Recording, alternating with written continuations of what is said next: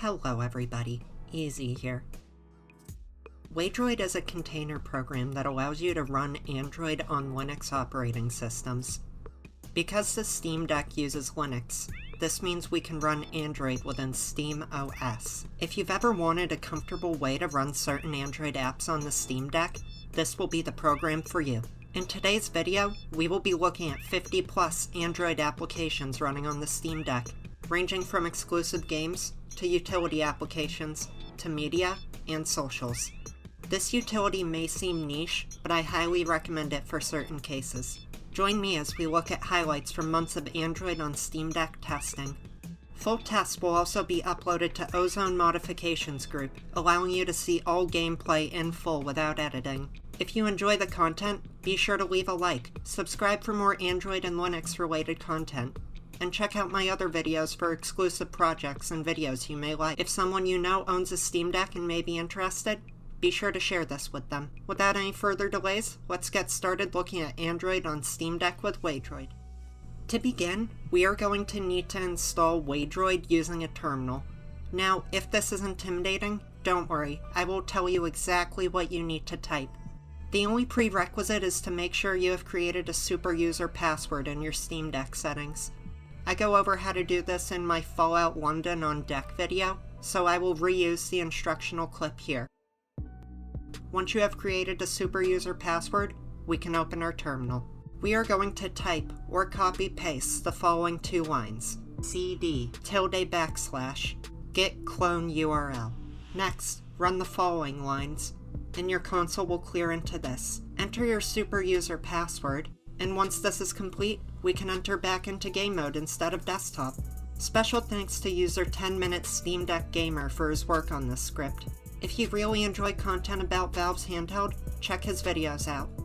Once we return to game mode, this will show us Waydroid as a shortcut added to our Steam library, under the name Android Waydroid Cage.sh. This will run correctly through SteamOS. Upon initial launch, it's like launching a new phone. I will skip most of my logins and setups. Editing Zoe here. Be sure to add this controller setting in your SteamOS controller tabs for more accurate use. But let's begin using this application to run APKs within our Steam Deck. I won't have any strict organization method, but I'll organize these showcases by the general usage of the app. Let's begin. Honkai Star Rail is a gacha RPG by Hoyoverse that isn't my normal style. Despite this, someone close to me has been asking me to try it for eons.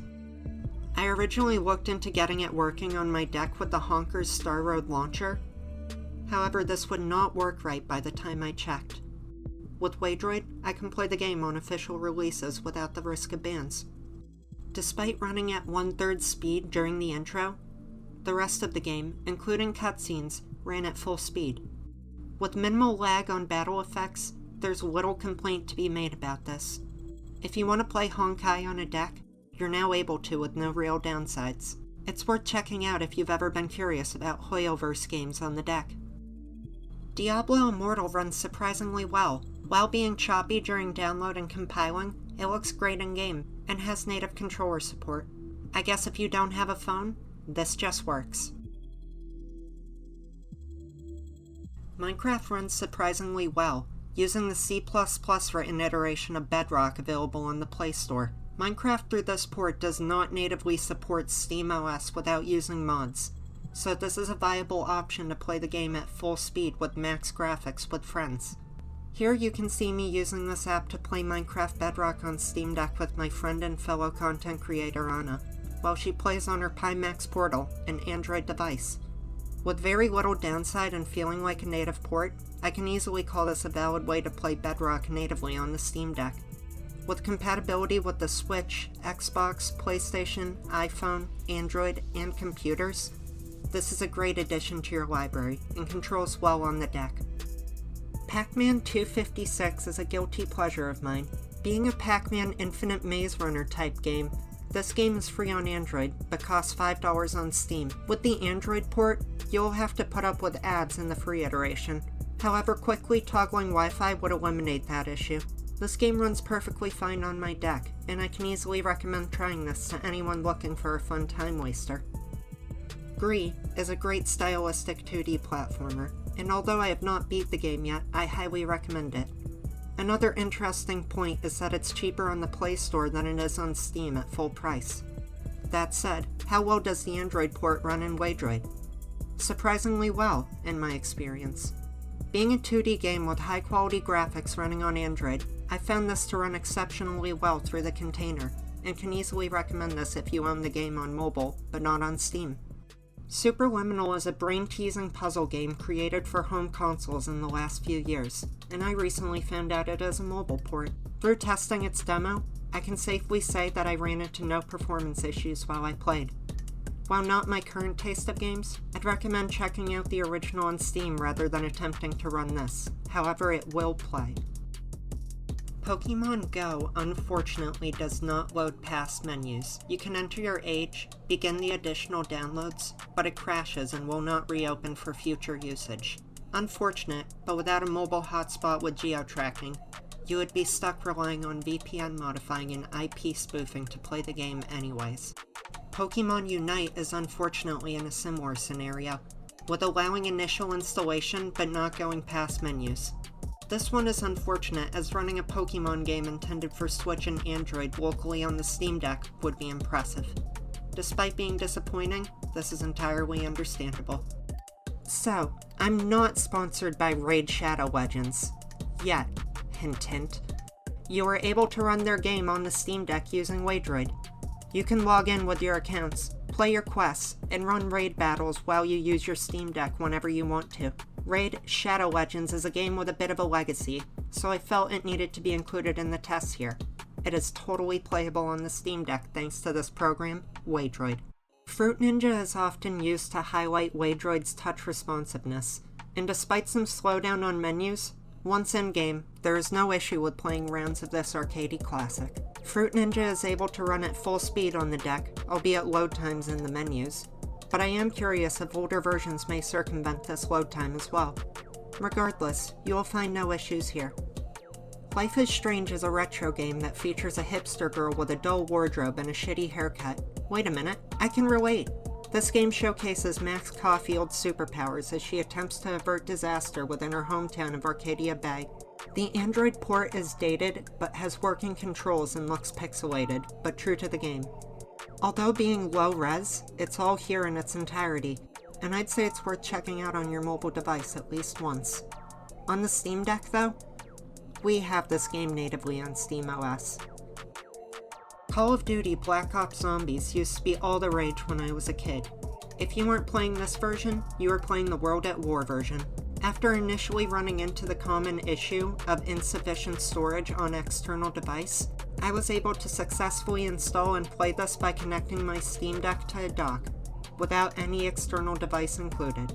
I'll have to look into this more, but for now I'll also link the dock I used in the description on Amazon. Going into this game, this is exactly the port I remember. Kino der Toten at a lower resolution than the Wii port, correct item placement, terrible on-screen controls. This is the COD Zombies on Android experience I remember alright. This was a surprisingly hard task to complete, but once it's installed I am unsurprised how well it runs. I highly recommend trying this in handheld mode if you own it. Dragon Ball Dokkan is a strange title that I am personally not very fond of. However, it performs well within Waydroid. Despite long load times, the performance of the gameplay is adequate, and I would say this is a valid option to try the game. Beware the sidebars in landscape mode. Shovel Knight Pocket Dungeon performs well on Waydroid. This spin-off is available on multiple platforms, but it's free on Netflix. I can suggest trying it out through these means. Stick to handheld as well, as controllers are not working again. Can it run Doom? Yes it can. In this test, we will be using the official Bethesda Playstore port of Doom 1, which runs at full speed. Fun fact about this port, it originally got memed on for DRM, but it was removed through updates. Regardless, it's a solid full-speed port of Doom and its subsequent episodes that runs perfectly fine as an official release in this emulator. Expected for a game from 30 years ago. Katana Zero is another Netflix title that performs incredibly well on the device. Playing like a 2D Hotline Miami type game, this is a fun romp that runs full speed on Waydroid, and is another easy suggestion to try if you have an active Netflix account. Dead Cells is an interesting roguelike that had a well-praised Android port years ago, and if you have Netflix you can play the game for free. Within Waydroid, it performs exceptionally. The pixelated art style is something that I will always praise, and has influenced some of my friends' fellow creators' art styles as well. Overall, I would highly suggest checking this game out. Dev Tycoon is an older title, but it's still a fun one, although updates have changed it since I originally played. Greenheart Games' famous title plays well on phones, and works well as a casual game. Despite this, controls do not work on Android, so leave this one for handheld mode. Another win for Netflix gamers. Adventure Time Card Wars was a niche game that was entirely based off Adventure Time's in-universe card game. Although it's simple, being a rock, paper, scissors, and basic numbered battler, with a roulette spinning minigame, it's still nostalgic, and honestly a lot of fun for casual gamers. This app runs pretty well on Waydroid, although it's still touch controls only. Bloon's TD6 is the newest of the OG Tower Defense series. Despite not having controller support, that's to be expected with Ninja Kiwi series, which has been touch-based since the last iteration. Bloon's is a staple, and I can easily recommend trying this one for anyone who owns Netflix. BRAID Remastered, as brought to phones by Netflix, runs perfectly fine on Waydroid. While being an older title, this native port to Android runs, and in my limited playthrough I found no issues. If you have a Netflix subscription, I highly recommend this one. Dragon Ball Legends is another interesting Dragon Ball title, this time as a casual gacha fighter. While I can't call it a favorite title of mine, I do see the casual appeal. With long load times and black bars on the side, it will run on the deck, however not very well. If you are a dedicated fan, you could consider this. Into the Breach is another strange title from the Faster Than Light creators, and this port works perfectly well on Waydroid.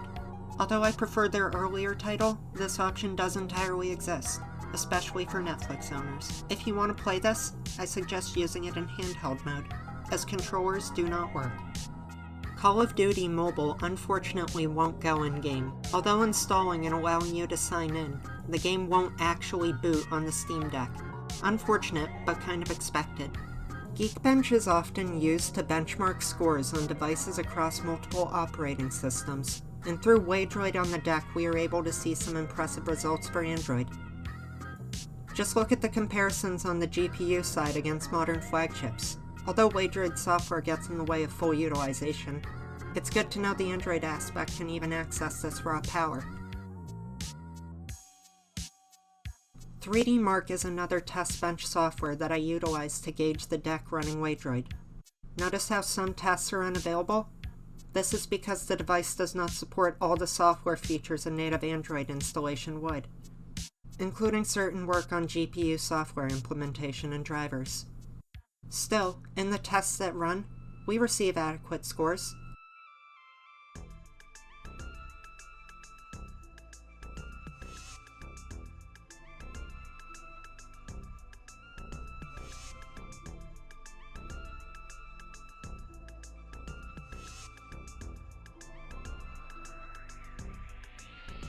Termux is able to install and work correctly here, and although I did not try any intensive command line tasks such as Yanu or Nether SX2 scripts, I was able to install NeoFetch as a test, showing that file access should be working correctly here. WhatsApp also works, and while being another Meta product, this is way more responsive and correct than Instagram. It almost acts like a native client. I suggest you create your accounts on a real phone, but this will allow you to send messages off your deck with a local client. Reddit is a mixed website, however it does work on Waydroid. Unfortunately, it's stuck in 16:9 with black bars in portrait mode, with no landscape mode on tablets, but it is possible to use the Android client on this if you want to. Amazon will work on Waydroid, however its advert images seem to be broken. Rendering incredibly large and low res, if you can make it past that, you can in theory work through it and order your Steam Deck grips or whatever through Waydroid. If you're a pizza lover, you'll be happy to know the Domino's app works on Waydroid. Despite being one of America's most mid-pizza places, you can order one off your Steam Deck. In Domino's, if you want to argue with my claims that you're mid, send me some free pan pizzas. You have my business email. As a joke, I installed and opened Hinge, which will open. Will I insert my real dating profile info? Sorry, but no. But to make a long story short, it looks like you could use the Steam Deck to play your own game. YouTube totally works here, which is expected of a modern Google app on a Google operating system. Netflix also works perfectly fine. I expected some issues with recording copyrighted content through my capture card, but it all just worked fine here. Totally a valid option for a native client. Spotify launches and plays alright, no complaints from me.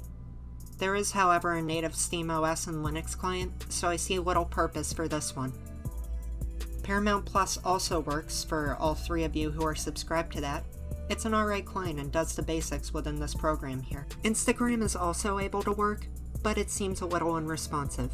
Although working alright, I don't suggest this, but given how bad web mode is for this app, it's better than the alternatives.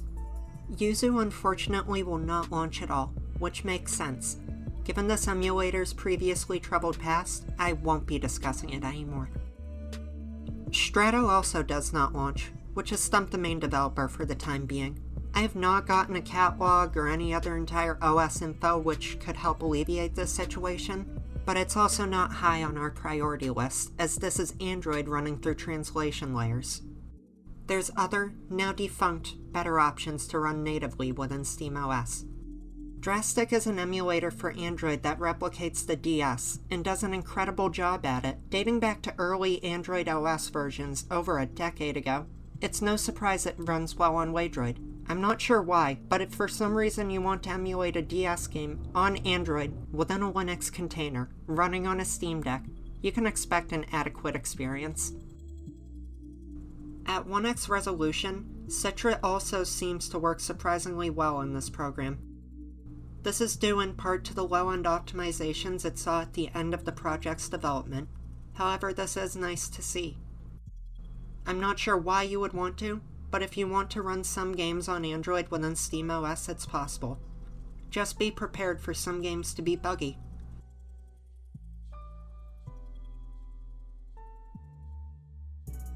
I was unable to get ReDream working, unfortunately, because of something with the file structure. Mupin64 experiences some bad slowdown, however this is typical with N64 emulation. Overall, I'd say you can skip this.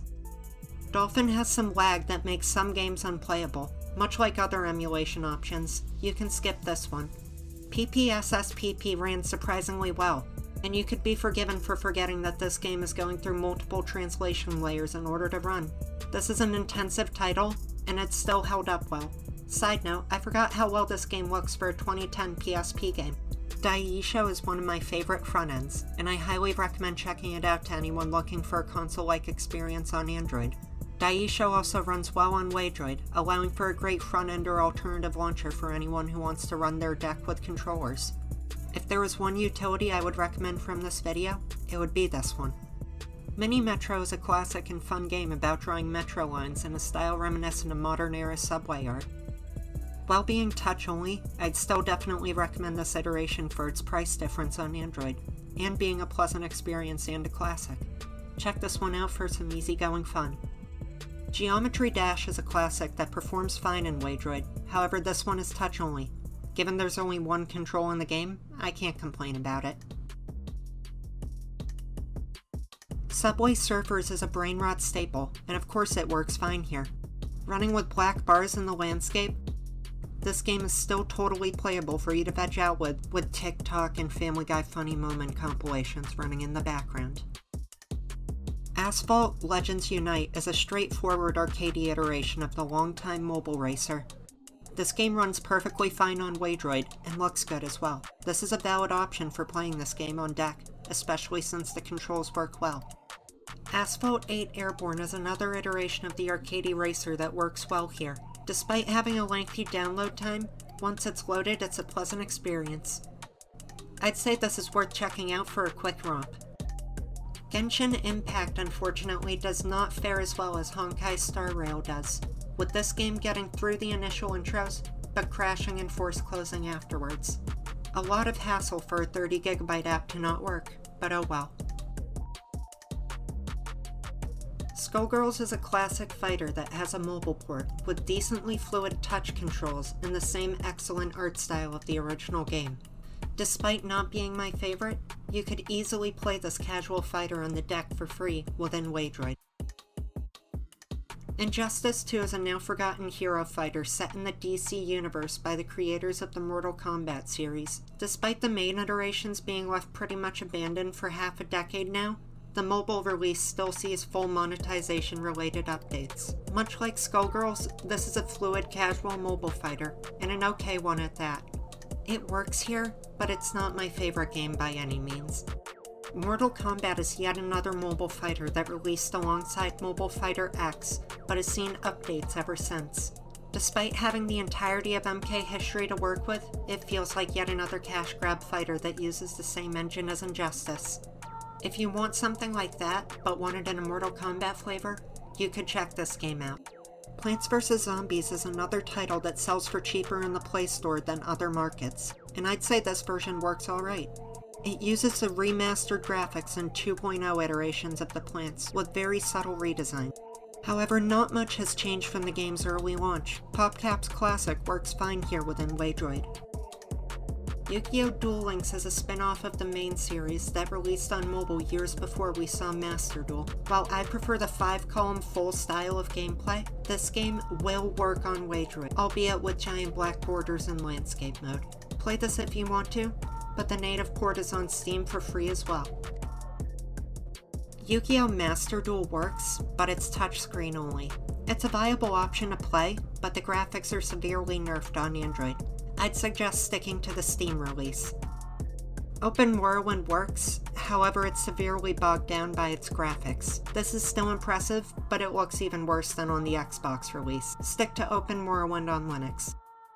Zash 3D will work, and visually looks pretty stunning for a Half-Life port. The main issue is there's only partial control implementation, and the sticks are very drifty. If you can find a way around that, this works, though I still recommend the release on Linux. HL2 Source Port will go in-game, however it's incredibly buggy, to the point I can't progress through level 1. Anytime I step on a prop object, Gordon just goes flying. Still, I'm not sure why you'd want to run the HL2 Source Port on Android when the Linux native option exists. Steam Link will technically work in boot, but only connecting to the Steam Deck itself. I think it takes priority over any other instances, as it wasn't detecting my PC on the same Wi-Fi network. We've come full circle and gone too far. Life is Strange Before the Storm runs off the same engine as Life is Strange 1, and I imagine it performs well. However, this has a distinct lack of controller support, so I'm less inclined to play this one. Overall, much like the original, I'd suggest just using the SteamOS native version. The Sonic Mania RSD VK5 port plays near perfectly, except for the notoriously buggy special stages. These cause slowdowns into single digits, however there's mods to work around this. Overall, it's still a viable option. The Doom 3 id-Tech engine port has some poor controller support that makes it hard to control, but it will install and run. Undertale seems to work perfectly fine with the mobile port. I prefer the Switch emulation port for content, but since that won't work on Waydroid, this will. The achievements here were an amazing touch though. Unfortunately, the Elder Scrolls Blades got stuck in an infinite loop on loading. While this is a very cash-grabby game and not the best Elder Scrolls entry at all, it is still a bit of fun and has lore implications. Unfortunately, it just won't run on our deck for now. Ship of Harkinian unfortunately is not detecting and generating files correctly for me, and crashes while attempting to initialize. Overall, I had a lot of fun testing these games. There's a lot of use cases where I would say using Waydroid actually makes sense to run these apps, such as delisted APKs like Card Wars or Call of Duty Zombies, or current games with no Linux support such as Honkai Star Rail. Using some native clients such as WhatsApp or Netflix also feels smooth and act as a decent option for watching media on your Steam Deck. Using Netflix's free games and other game subscription options like Play Pass will also help you get the most out of your deck. Despite its limitations, such as some apps being touch control only, or not having landscape support, or incompatibilities, this container is still a viable option for you to run many useful apps on your Steam Deck. Thank you all for watching. If you enjoyed this video, be sure to leave a like, comment your thoughts down below, and consider subscribing for more content like this. If someone you know might be interested in the video, be sure to share it with them. What were your favorite apps shown here? Do you think Waydroid will improve in the future? Would you install this to your Steam Deck? Start a discussion with others in the comments below. Thanks for watching, and enjoy your games!